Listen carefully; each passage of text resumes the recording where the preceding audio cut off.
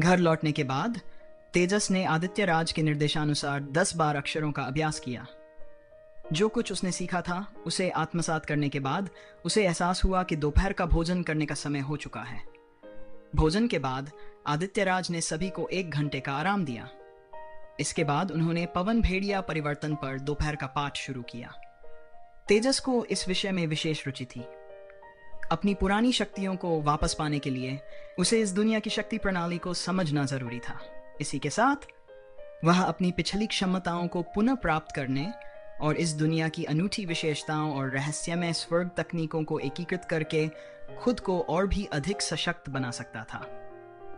केवल सच्ची शक्ति से ही वह सब हासिल कर सकता था जो वह करना चाहता था। आप सभी को इसलिए चुना गया है क्योंकि आपकी नसों में एक निश्चित मात्रा में विंड वुल्फ का खून बह रहा है। जब आपका विंड वुल्फ वंश जागृत होगा तो आपके शरीर में बदलाव आएगा, जिससे आपको कुछ विशेष क्षमताएं प्राप्त होंगी। इसे विंड वुल्फ ट्रांसफॉर्मेशन कहा जाता है। यदि यह जागृत हो जाता है तो किसी भी दानव कबीले से संबंध रखने वाले मनुष्यों में ऐसी क्षमताएं होंगी जिन्हें सामूहिक रूप से राक्षसी देव परिवर्तन कहा जाता है। साधना का उद्देश्य अपने वंश की शक्ति को बढ़ाना और अपनी क्षमताओं को मजबूत करना है। अगर आप इस मूल्यांकन से बचना चाहते हैं तो आपको 3 साल के भीतर पवन भेड़िया परिवर्तन की साधना करके कम से कम 3री श्रेणी की शक्ति प्राप्त करनी होगी। मैं आपको फिर से स्पष्ट करना चाहता हूं, यह अस्तित्व की लड़ाई है। यह कोई खेल नहीं है और मैं मजाक नहीं कर रहा हूं। आपको साधना करनी होगी या फिर आपको मरना पड़ेगा। ठीक वैसे ही जैसे उस दिन मूल्यांकन में पास न होने वाले 5 लोगों के साथ हुआ था। तेजस को छोड़कर बाकी चारों लोग भयभीत दिखे। हर जीव मृत्यु से डरता है और वे भी कोई अपवाद नहीं थे। राक्षसी देवता परिवर्तन में महारत हासिल करने के लिए यह समझना जरूरी है कि दानव कुल स्वाभाविक रूप से कैसे साधना करते हैं। चाहे उनका वंश कोई भी हो, सभी दानव जन्म से ही अपने खून में एक अनूठी ऊर्जा लेकर आते हैं। यह ऊर्जा उनके शरीर को पोषण देती है, उनके विकास में सहायक होती है और उन्हें विशेष क्षमताएं प्रदान करती है। भले ही वे सक्रिय रूप से साधना न करें, उनके शरीर स्वाभाविक रूप से दुनिया से आध्यात्मिक ऊर्जा को अवशोषित करते हैं, जिससे समय के साथ उनकी रक्तरेखा स्वाभाविक रूप से अधिक शक्तिशाली होती जाती है। अधिक शक्तिशाली दानव और अप्सराओं के कुलों में अपनी रक्तरेखा को बेहतर बनाने के लिए विशिष्ट साधना पद्धतियां होती हैं, जो उनकी साधना को आसान और तेज बना देती हैं। इसी कारण से वे साधना के उच्चतर स्तर तक पहुंच सकते हैं। हमारी साधना पद्धति भी इसी तरह काम करती है। यह हमें दुनिया से आध्यात्मिक ऊर्जा को अवशोषित करने और इसे हमारे शरीर में प्रसारित करने की अनुमति देती है। मेरे पास पवन भेड़िया परिवर्तन के पहले 4 चरणों के लिए साधना की विधि है। मैं अब इसे आपको सिखाना शुरू करूंगा। इसका मूल सिद्धांत यह है कि अपने रक्तरेखा के भीतर ऊर्जा को जागृत करना, इसे उत्तेजित करना ताकि यह और अधिक ऊर्जा उत्पन्न करे और फिर इसे नियंत्रित करने में सक्षम होना। अब मैं आपको सिखाऊंगा कि साधना के लिए अपने पवन भेड़िया रक्तरेखा को कैसे निर्देशित करें। इसके साथ ही आदित्य राज ने उनका प्रशिक्षण शुरू किया।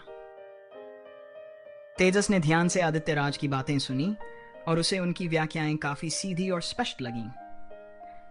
ये उतने ही सरल थे जितना कि राज भाई बहन समझ सकते थे।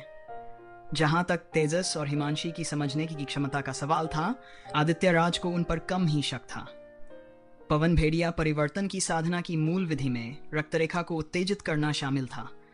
साधक को अपनी रक्तरेखा में ऊर्जा को नियंत्रित करके अपनी शारीरिक क्षमताओं और रक्त की गुणवत्ता को बढ़ाना होता था, ताकि साधना के दौरान अधिक से अधिक आध्यात्मिक ऊर्जा को दुनिया से अवशोषित किया जा सके। आदित्य राज के अनुसार घनी आध्यात्मिक ऊर्जा वाले स्थान वंश वृद्धि के लिए अधिक उपयुक्त होते हैं।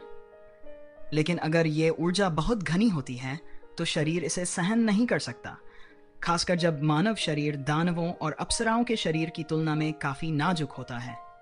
इसलिए विंडवुल्फ टाउन में साधना करना अभी उनके लिए सही था। रक्तरेखा को उत्तेजित करने की विधि सरल थी और तेजस ने इसे तुरंत समझ लिया। इसमें व्यक्ति के शरीर में पवन भेड़िए की शक्ति को निर्दिष्ट एक्यू पॉइंट की ओर निर्देशित करना शामिल था। यह एक बेहद साधारण साधना पद्धति थी और रहस्यमय स्वर्ग तकनीक की तुलना में कहीं कम जटिल थी।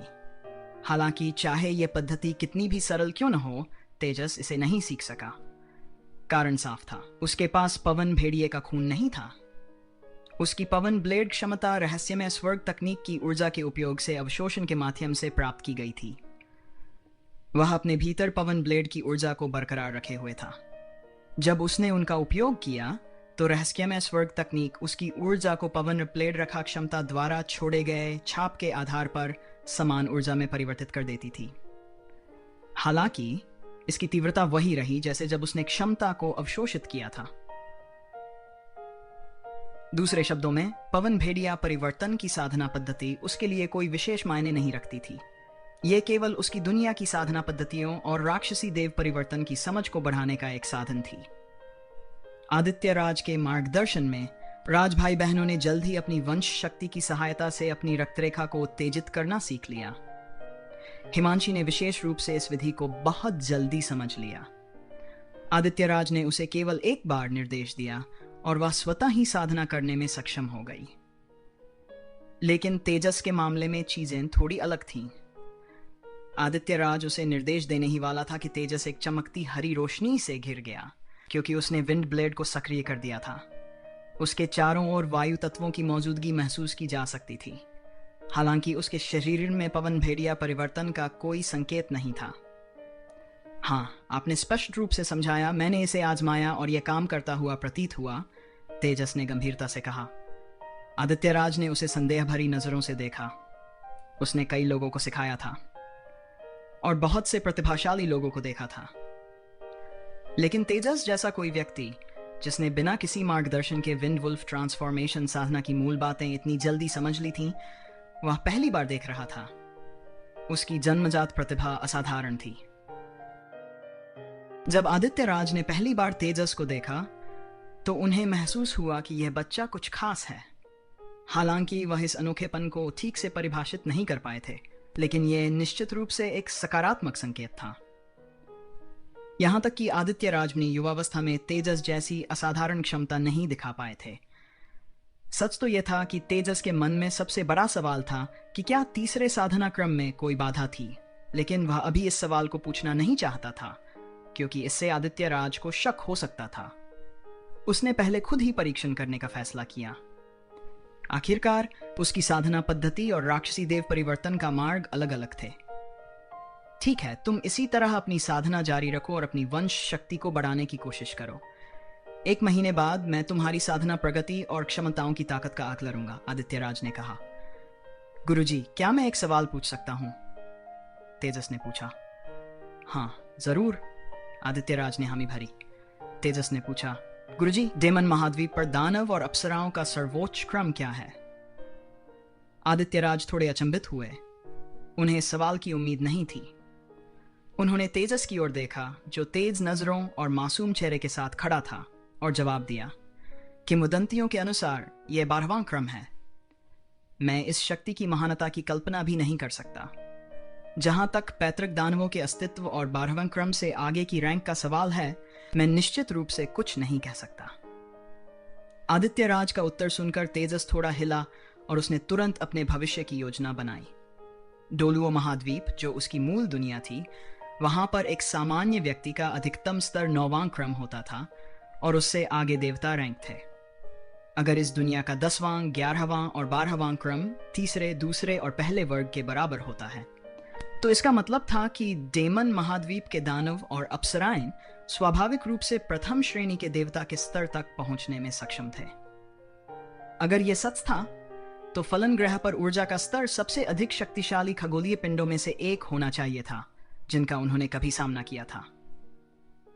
यदि तथाकथित पैतृक दानव प्रथम श्रेणी के देवताओं से भी ऊपर थे, तो यह संभावना थी कि वे देव राजाओं के स्तर तक पहुंच सकते थे। हालांकि तेजस को अब तक यहां किसी दिव्य क्षेत्र के अस्तित्व का एहसास नहीं हुआ था। मान लें कि कोई दिव्य क्षेत्र नहीं है, लेकिन ऐसे प्राणी हैं जो केवल इस ग्रह पर निर्भर होकर देव राजाओं के स्तर तक पहुंच सकते हैं। इसका मतलब है कि इस ग्रह का ऊर्जा स्तर उस दिव्य क्षेत्र के बराबर है जिसमें मैं था, और शायद उससे भी आगे निकल जाता है। यह विश्वसनीय है। मैं वास्तव में एक असाधारण स्थान पर आ गया हूं। ऐसी उच्च स्तरीय साधना वाली जगह पर अपना मार्ग बनाना एक बहुत बड़ा काम होने वाला है। तेजस के होठों पर एक कड़वी मुस्कान तैर गई। उसके पास कोई और रास्ता नहीं था। उसे एक एक करके कदम उठाना था और देखना था कि आगे क्या होता है।